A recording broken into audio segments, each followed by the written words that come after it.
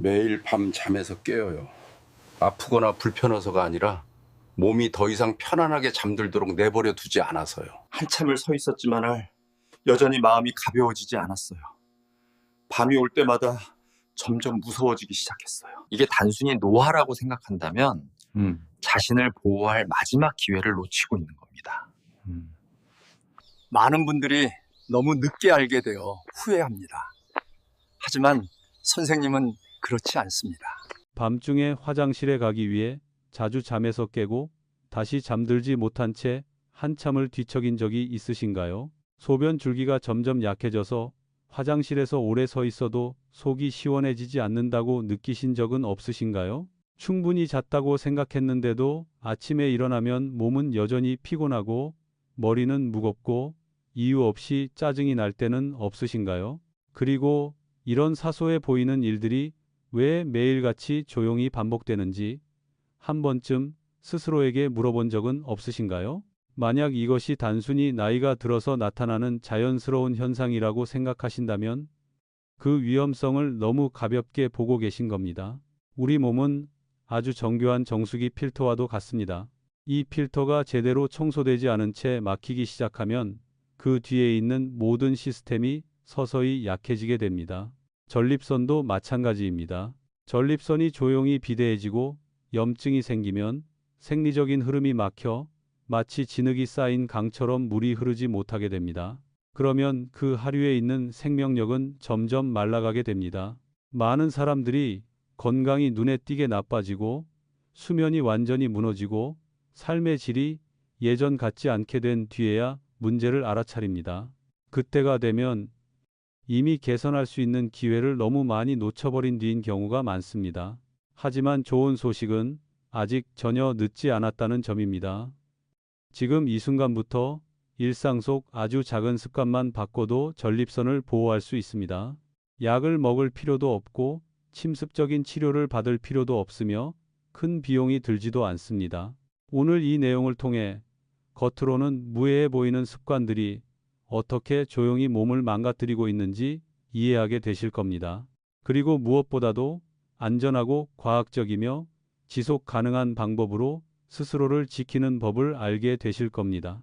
끝까지 들으신다면 많은 사람들이 그때 알았더라면 좋았을 텐데 라고 말하는 원칙들을 손에 쥐게 되실 겁니다.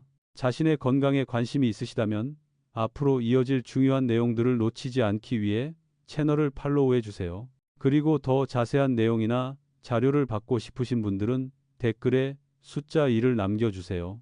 제 이름은 유호진입니다. 저는 30년 이상 경력을 가진 전문의로서 현재 대학병원에서 근무하고 있습니다. 30년이 넘는 시간 동안 진료실에서 수없이 많은 중년과 노년의 남성분들을 만나왔는데 그분들 대부분은 비슷한 말로 이야기를 시작합니다. 의사 선생님, 그냥 나이 들어서 그런 거겠죠? 그 말에는 체념이 담겨 있습니다. 마치 나이가 들면 불편함을 감수하는 것이 당연한 대가인 것처럼 말입니다. 하지만 의사로서 오래 일할수록 저는 한 가지 안타까운 진실을 더 분명히 깨닫게 되었습니다. 많은 고통은 나이 때문이 아니라 정보의 부족과 오랜 침묵에서 비롯된다는 사실입니다. 한국 사회에서 남성들은 참고 견뎌야 하고 강해야 하며 말하기 어려운 문제는 꺼내지 말아야 한다는 교육을 받고 자라왔습니다. 그 결과 전립선은 늘 회피되는 주제가 되어버렸습니다. 제 환자들 중에는 수년 동안 야간뇨와 배뇨 곤란을 겪으면서도 아내나 가족에게조차 말하지 않고 심지어 주치의에게도 털어놓지 않은 분들이 적지 않습니다. 그분들은 화장실을 중심으로 생활 반경을 조정하고 장거리 여행을 피하고 남의 집에서 자는 것을 꺼리며 점점 자신의 세계를 좁혀갑니다.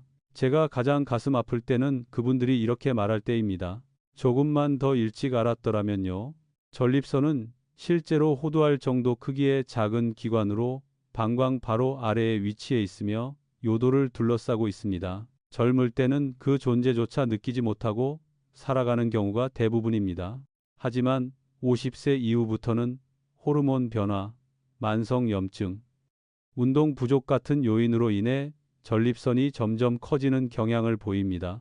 이는 암은 아니지만 요도를 압박하기에 충분하여 여러 불편한 증상을 유발합니다. 더 위험한 점은 이 과정이 매우 천천히 조용히 진행된다는 것입니다.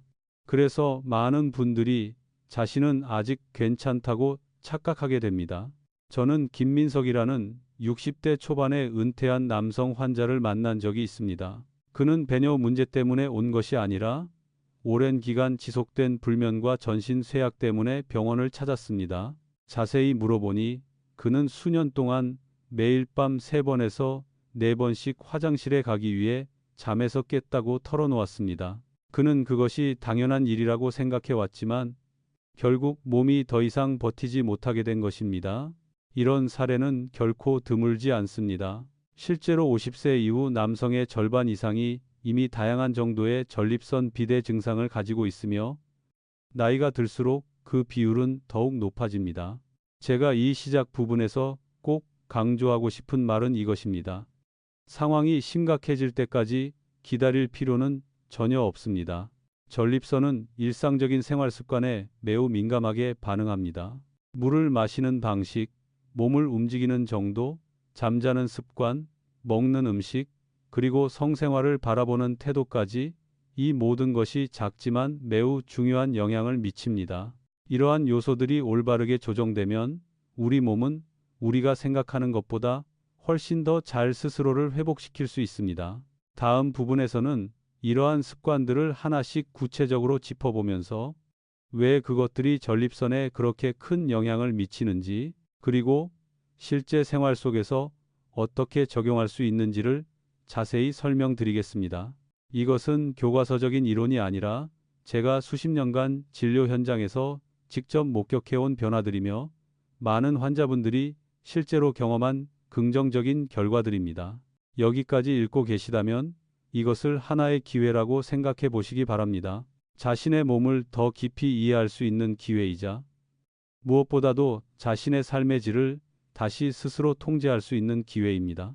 전립선이 무엇인지에 대해 충분히 설명드렸으니 이제 한 가지 더 중요한 점을 깊이 이해하셨으면 합니다. 문제의 핵심은 전립선이 자연스럽게 커지는 데 있는 것이 아니라 우리가 매일 무심코 전립선이 더 나빠질 수 있는 환경을 만들어주고 있다는 데 있습니다. 제 진료실에서 전립선 문제를 단 하나의 원인만으로 겪고 있는 환자는 거의 없습니다. 대부분은 본인도 인식하지 못한 채 수년간 잘못된 생활 습관이 반복되어 쌓인 결과입니다. 저는 아직도 또 다른 환자 한 분이 아주 또렷이 기억납니다. 58세의 박재현 씨로 아직 현직에서 일하고 계신 분이었습니다. 그는 소변을 보고 나서도 시원하지 않고 몇 분 지나지 않아 다시 화장실에 가야 하는 느낌 때문에 저를 찾아왔습니다. 제가 일상적인 습관에 대해 묻자 그는 아주 익숙한 말을 했습니다. 물을 거의 안 마셔요. 의사 선생님. 물 많이 마시면 화장실을 자주 가야 해서 귀찮거든요. 이 말은 제가 수없이 들어온 말입니다. 많은 분들이 물을 적게 마시면 야간뇨가 줄어들 거라고 생각하지만 실제로는 정반대입니다. 몸에 수분이 충분히 공급되지 않으면 소변은 점점 더 농축되고 산성도가 높아집니다. 이렇게 농축된 노폐물과 독소, 대사산물은 방광과 전립선을 직접 자극하게 됩니다. 이는 오랫동안 배관에 물을 흘려보내지 않으면 찌꺼기가 달라붙고 쌓여 결국 막혀버리는 것과 같은 이치입니다. 이런 환경에서는 전립선이 만성 염증 상태에 빠지기 쉬워지고 바로 이 염증이 배뇨 곤란과 야간뇨 증상을 더 심하게 만드는 주범이 됩니다. 여러 연구에서 밝혀진 사실은 중요한 것은 물의 양이 아니라 언제 마시느냐라는 점입니다. 하루 섭취량의 대부분을 저녁, 특히 저녁 식사 이후에 마시게 되면 잠을 자야 할 시간에 방광은 계속 일을 해야 합니다. 반대로 아침부터 이른 오후까지 충분히 물을 마시면 몸은 더 잘 정화되고 소변은 묽어지며 자극도 줄어듭니다. 저는 환자분들께 아주 단순한 원칙을 자주 말씀드립니다. 아침과 이른 오후는 몸에 물을 주는 시간으로 생각하고 저녁은 몸이 쉬도록 돕는 시간으로 두라는 것입니다. 박재현 씨는 이 습관 하나만 바꿨습니다. 아침에 일어나자마자 따뜻한 물 한 컵을 마시고 오전부터 오후 4시쯤까지 작은 컵으로 물을 나누어 마셨습니다. 저녁 식사 후에는 물과 국물 섭취를 최대한 줄였습니다. 몇 주 뒤 다시 병원을 찾았을 때 그는 밤에 깨는 횟수가 거의 절반 가까이 줄었다고 말했습니다. 주목할 점은 그가 어떤 약도 추가로 복용하지 않았다는 사실입니다. 그의 몸은 그저 이전보다 제대로 대우받았을 뿐이었습니다. 제가 두 번째로 말씀드리고 싶은 습관은 운동, 그 중에서도 식후 걷기입니다. 많은 분들이 건강을 위해서는 반드시 강도 높은 운동을 해야 하고 헬스장에 가서 땀이 흠뻑 나야 한다고 생각합니다. 하지만 전립선 건강에서 가장 중요한 것은 강도가 아니라 규칙성과 부드러움입니다. 식사 후, 특히 저녁 식사 후에 가만히 앉아 있으면 혈액은 소화기관으로 몰리고 골반 부위는 정체 상태에 빠지게 됩니다. 이런 혈액순환의 정체가 오래 지속되면 전립선의 염증은 더욱 악화됩니다. 식후 약 15분 정도의 가벼운 걷기는 매우 분명한 효과를 가져옵니다. 걷는 동안 골반 주변 근육이 자연스럽게 활성화되고 혈류가 개선되어 산소와 영양분이 전립선까지 잘 전달됩니다. 동시에 식후 혈당을 안정시키는 데도 도움이 됩니다. 이 점은 많은 분들이 간과하지만 높은 혈당과 인슐린 저항성은 전립선 비대와 매우 밀접한 관련이 있습니다. 다시 말해 식후 한 걸음 한 걸음이 소화를 돕는 것뿐만 아니라 조용히 남성 건강을 지켜주고 있는 셈입니다. 저는 서울의 한 아파트 단지에서 아내와 함께 살고 계신 65세의 이성호 씨를 치료한 적이 있습니다. 이전에는 저녁 식사 후 몇 시간씩 텔레비전을 보며 앉아 있는 것이 일상이었습니다. 그는 매일 밤 3번이나 화장실에 가야 해서 잠이 끊기고 아침이면 몹시 피곤하다고 호소했습니다. 저는 그에게 힘든 운동을 권하지 않았습니다. 그저 저녁 식사 후 부부가 함께 아파트 단지를 한 바퀴 걷자고 제안했을 뿐입니다. 처음에는 그는 그것이 매우 귀찮은 일처럼 느껴졌다고 했습니다. 하지만 한 달쯤 지나 다시 만났을 때 그의 얼굴은 확연히 달라져 있었습니다. 그는 야간류가 줄어든 것뿐만 아니라 기분도 좋아졌고 산책하는 동안 아내와 나누는 대화도 훨씬 많아졌다고 말했습니다. 여기서 제가 여러분께 꼭 전하고 싶은 메시지는 이것입니다. 가장 효과적인 변화는 의외로 가장 작은 변화인 경우가 많다는 점입니다. 물을 마시는 시간을 조절하고 식후에 걷는 것만으로는 너무 단순해 보여서 정말 효과가 있을까 의심하는 분들도 많습니다. 하지만 의학은 항상 복잡한 방법만을 요구하지 않습니다. 때로는 몸을 본래의 자연스러운 생체 리듬으로 되돌려주는 것만으로도 많은 문제가 눈에 띄게 개선될 수 있습니다. 다음 부분에서는 많은 분들이 의도적으로 피하거나 입에 올리기조차 민망해하는 한 가지 습관에 대해 이야기하려고 합니다. 하지만 이 습관은 전립선 건강에 있어 매우 중요한 역할을 합니다. 그리고 이 내용을 설명해 드렸을 때 적지 않은 환자분들이 이렇게 말했습니다. 이걸 조금만 더 일찍 알았더라면 좋았을 텐데요. 제가 진료실에서 이 이야기를 꺼내려고 할 때마다 분위기가 눈에 띄게 달라지는 주제가 하나 있습니다. 환자분들은 가볍게 헛기침을 하거나 시선을 피하거나 어떤 분은 멋쩍은 웃음으로 넘기려고 합니다. 바로 성생활에 대한 이야기입니다. 많은 한국 남성들은 나이가 들면 이 문제는 자연스럽게 사라져야 하고 입에 올리는 것 자체가 점잖지 못하고 부끄러운 일이라고 생각하며 자라왔습니다. 하지만 남성 건강을 30년 넘게 지켜본 의사로서 저는 이 점을 분명히 말씀드려야 합니다. 이 주제를 피하는 것 자체가 전립선 상태를 더 빠르게 악화시키는 원인 중 하나라는 사실입니다. 저는 62세의 최동욱 씨를 치료한 적이 있습니다. 그는 매우 차분하고 진중한 성격의 남성이었습니다.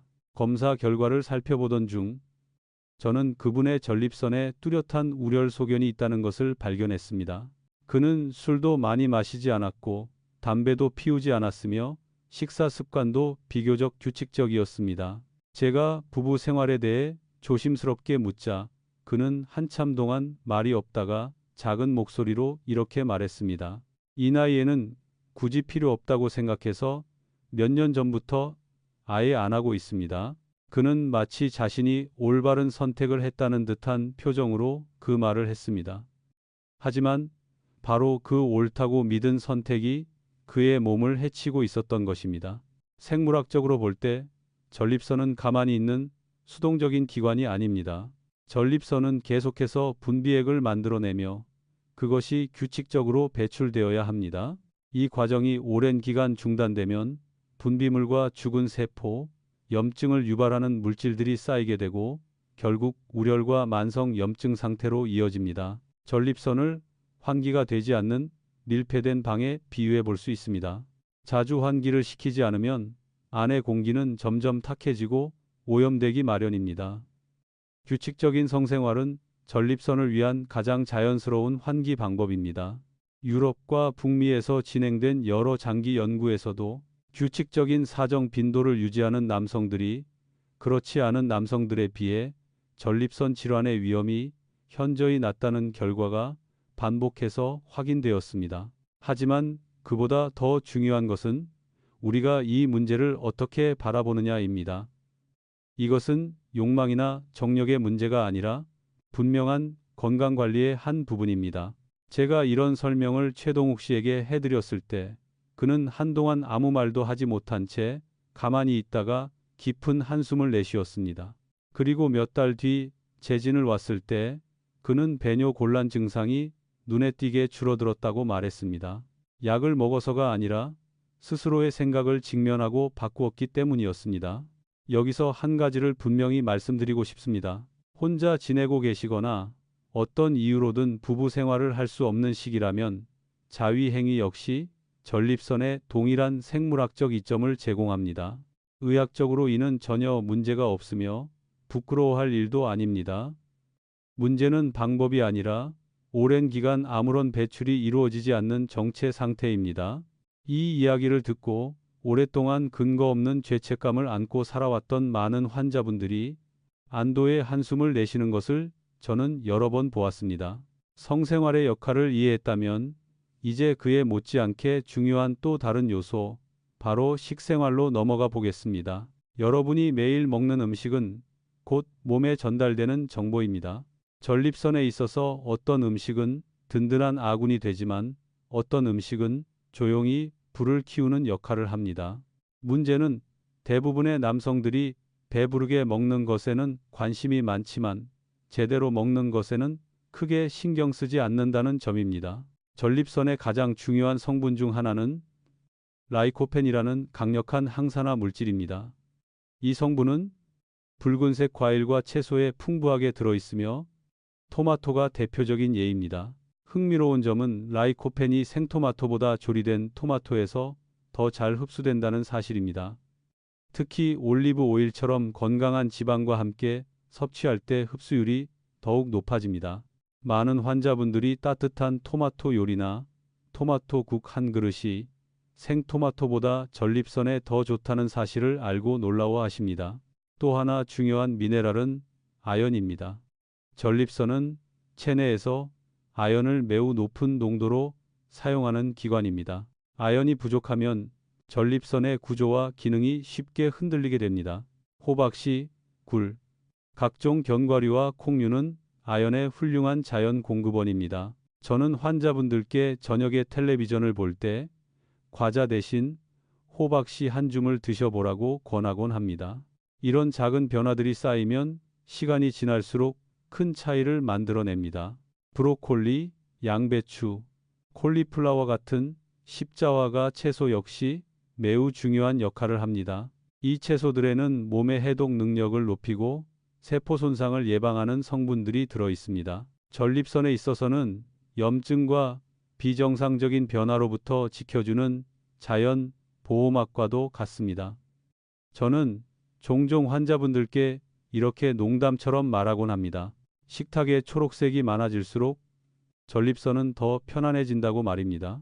반대로 술, 과도한 붉은 고기 섭취, 가공식품은 염증 상태를 악화시키는 요인들입니다. 반드시 완전히 끊어야 한다고 말하는 것은 아닙니다.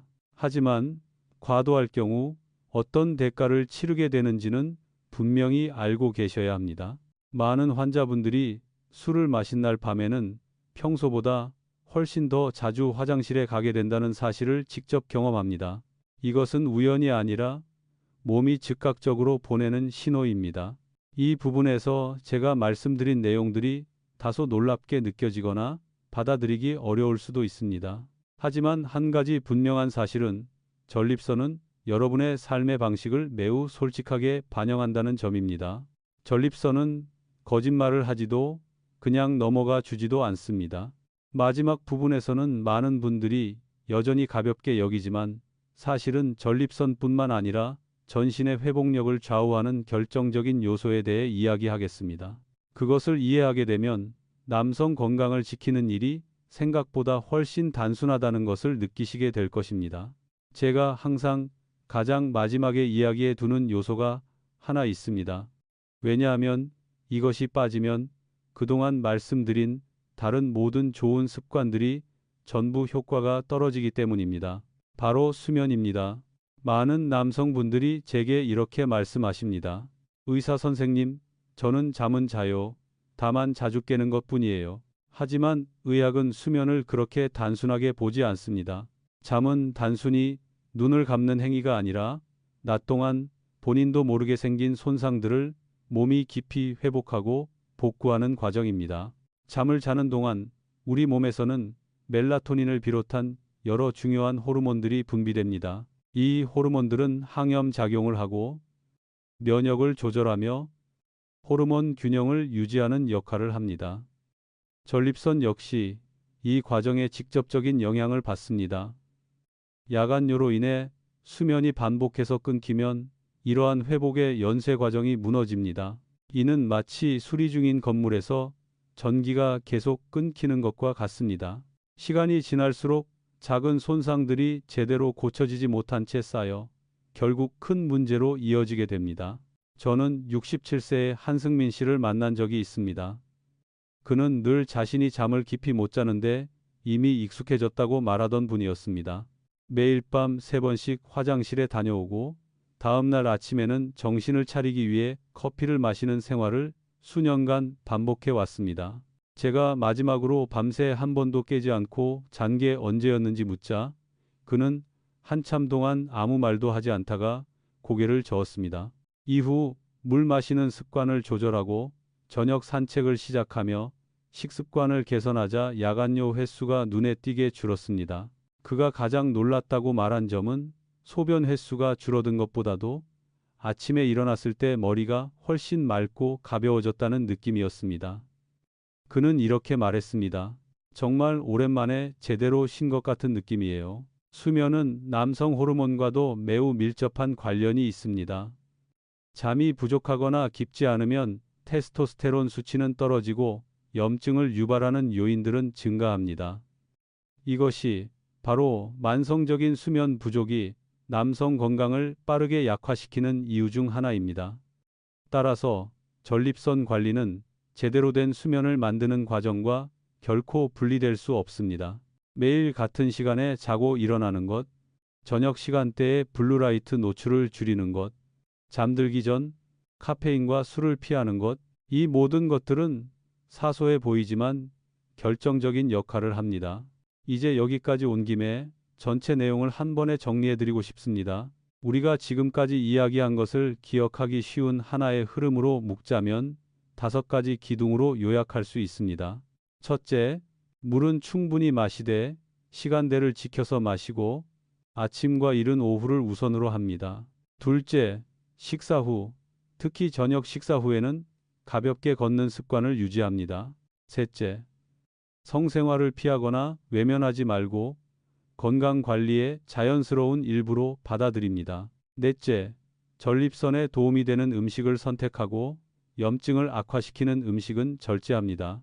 그리고 마지막으로 모든 회복의 기초가 되는 수면을 지켜야 합니다. 저는 환자분들께 하루아침에 모든 것을 바꾸려고 하지 말라고 자주 말씀드립니다. 우리 몸은 급격한 변화를 좋아하지 않습니다. 대신 4주 계획을 세워보시길 권합니다.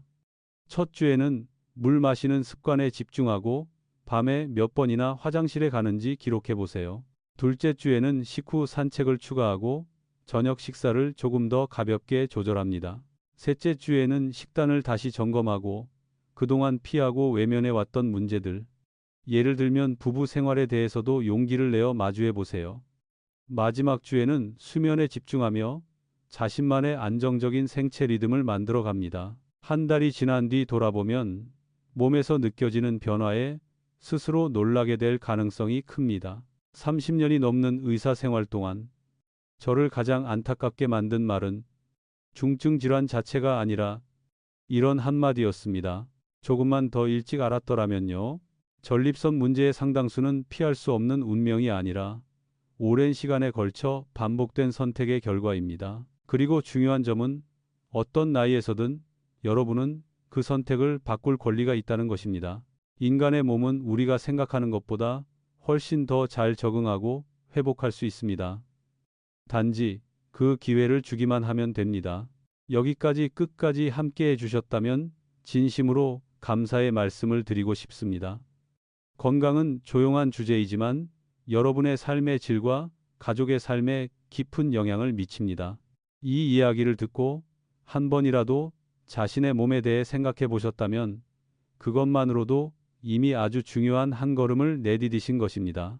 오늘 제가 드린 말들이 여러분이 자신의 몸을 더 잘 이해하는 데 도움이 되었거나 전립선 건강에 대해 조금이라도 더 관심을 갖게 했다면 의사로서 저는 그 자체로 큰 보람을 느낍니다. 이 정보들을 혼자만 간직하지 않으시길 바랍니다. 아버지, 남편, 형제, 친구처럼 여러분이 소중하게 생각하는 남성분들과 꼭 나눠주세요. 그들 중 많은 분들이 어디서부터 시작해야 할지 몰라 조용히 고통을 견디고 있습니다. 때로는 단 한 번의 적절한 대화가 한 사람의 건강 여정을 완전히 바꿔 놓을 수도 있습니다. 다시 한번 끝까지 시청해 주셔서 감사합니다. 오늘을 계기로 전립선을 단순히 나이 들면 감당해야 하는 짐으로 보지 마시고 귀 기울여 주고 제대로 돌봐야 할 몸의 한 부분으로 바라보시길 바랍니다. 앞으로도 늘 건강을 지키며 스스로 삶을 주도하고 마땅히 누려야 할 삶의 질을 유지하시길 진심으로 바랍니다.